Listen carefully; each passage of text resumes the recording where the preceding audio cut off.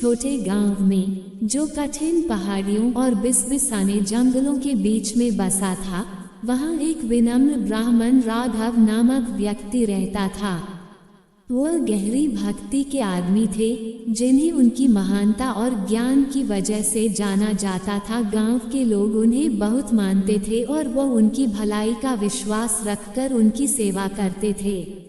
लेकिन किस्मत के अपने तरीके होते हैं और कभी कभी ये पवित्र आत्माओं को अपने सबसे अंधेरे परीक्षणों में ले जाता है। एक दुर्भाग्यपूर्ण रात को एक बदनाम चोर केशव ने अपराधों के लिए उस गांव में प्रवेश किया। उसका लक्ष्य था केवल ब्राह्मण के निवास स्थल पर ही उसे वही रहस्यमय खजाना छुपा होने का संकेत मिला था।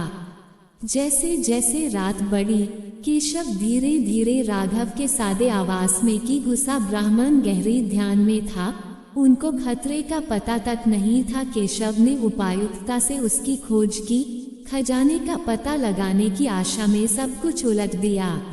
अचानक अलौकिक रोशनी कमरे में भर गई, हवा तेज हो गई और केशव को उसकी रीढ़ के ऊपर एक ठंडक का संवेदना हुआ। एक दहाड़ीला आकृति पर केशव की नजर पड़ी। ये एक ब्रह्मराक्षस था। एक ब्रह्मराक्षस दुष्टता के साथ नहीं, बल्कि न्याय की हिफाजत करने का संकल्प लेने वाला। मूर्ख मानव, ब्रह्मराक्षस की आवाज गूंजी, तुम इस पवित्र स्थल की शांति को बाधित करने का साहस करते हो।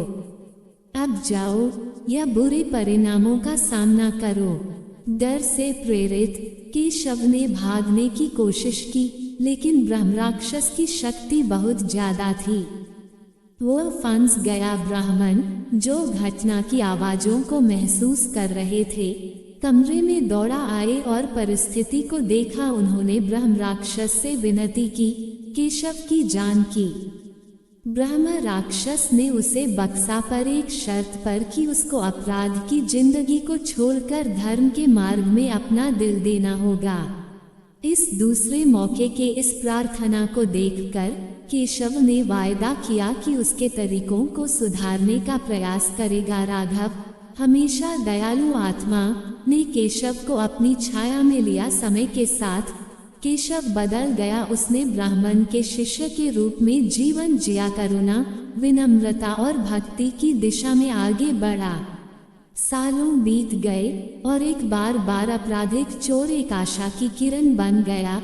दयालुता और ज्ञान का प्रसार करता गया। गांव उसका डर नहीं रखता था, बल्कि उसका सम्मान करता और उसकी प्रशंसा करता था। ब्रह्मराक्षस अपने कर्तव्य को पूरा कर चुका, गायब हो गया, एक गांव को छोड़कर जिसे पुनर्धारण की शक्ति ने आशीर्वादित किया था। राघव, केशव और ब्रह्मराक्षस की कहानी एक पौराणिक कहानी बन गई। पीढ़ियों के माध्यम से बड़े लोगों की करुणा और बुराई की अंधकार में भी बदलाव की सामर्थ्य को उजागर करती है। ये दर्शाता है कि भलाई की विजय, अंधेरे के दिल में भी किसी के साथ कुछ अच्छा हो सकता है।